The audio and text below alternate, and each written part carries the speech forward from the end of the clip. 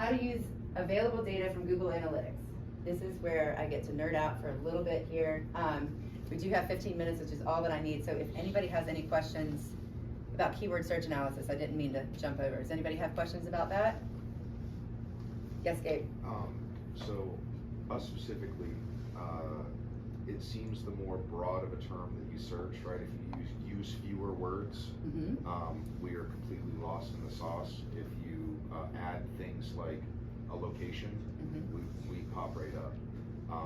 Is that just normal for something that's like niche and local, and there's no way to combat that without throwing a horrendous amount of money at Google to be like, hey, like, show this thing? Because again, we're weird. We're a weird thing, right? So if you just search like raised garden beds, what you see is crap that you can buy through the mail flat pack from like Temu or Home Depot or Vivo or that sort of thing.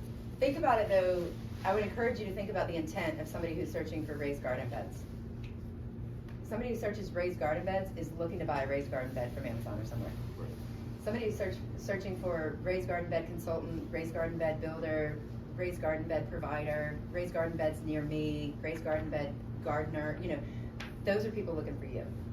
So if I'm somebody who's just like, oh, I need to get another raised garden bed, I already have 12 and I need another one, I'm gonna go and search, raised garden beds. So the fact that you may not be showing up on the searches that are bringing in a bunch of product listings is okay with me, because that's not your client. Your client's looking for you, like somebody who is an expert in raised garden beds and can actually be a consultant and help them. So think about that when you're doing your keyword search analysis. Think about the words that you're searching. But generally speaking, when you don't add a geographic term to the end, you're gonna get national results for the most part. Yeah, you're gonna get Wayfair and Amazon and Lowe's and Home Depot. Generally speaking, yes. But if somebody's looking for a you, they're gonna attach near me or consultant or company or something that tells me I'm looking for a human, right? Or not that tells me, that tells Google. And so that's gonna trigger more service-related companies. Does that answer your question, Gabe? Yes. All right. So how to use available data from Google Analytics. Okay.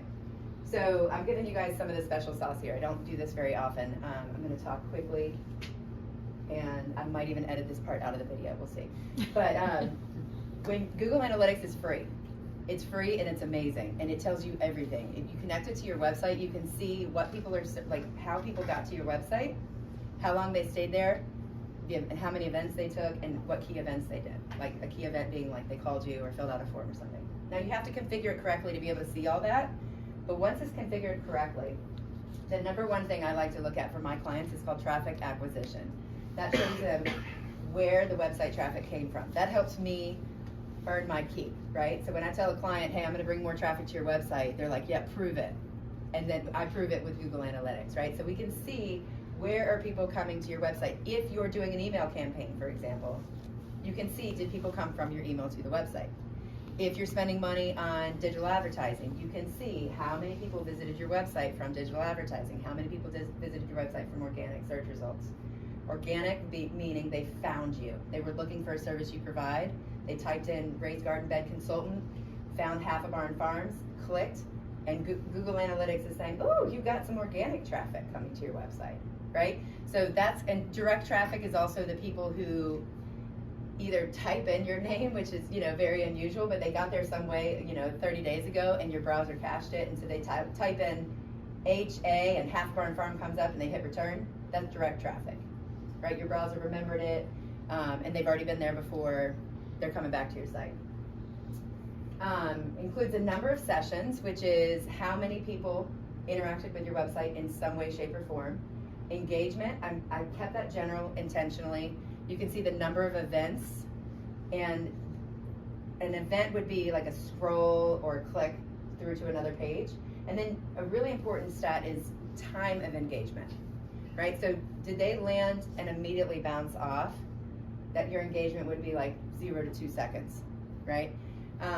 This is all average engagement because, normally you have more than one visit to your website for, say you're looking at the last 30 days, probably have more than one visit.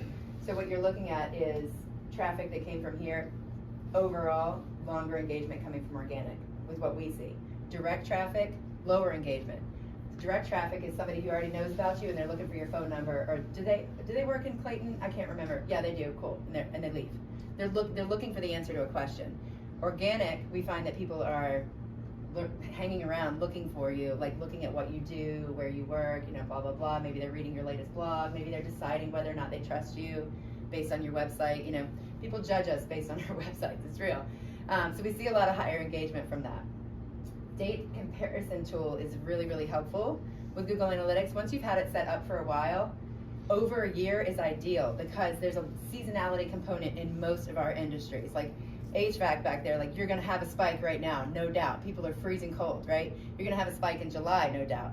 So if you're comparing, hey, how are we doing? Are we increasing in organic traffic? Like we've been investing money in this marketing consultant. I should see an increase in organic traffic. Well, if I'm comparing July, August to September, October, that's not fair to me, right? Because it's room temperature in September and October, and I wouldn't even notice if my HVAC was broken. Right, but I'll tell you what, June, July, if my HVAC is broken, I know within an hour, right? I mean, it's so having the comparison of last June, July compared with this June, July is extremely valuable. That's where you can really see your growth from year to year. Now, it also can be strategic to compare, like if you just started an ad campaign, for example, and you're like, hey, I want to see, did my overall traffic go up? Did I get some more key events, blah, blah, blah, blah, blah. Compare, if your ad campaign ran for 30 days, before you turn it off, go into your Google Analytics account and compare the last 30 days with the previous 30 days and look for the difference. Maybe it's worth it, maybe it's not.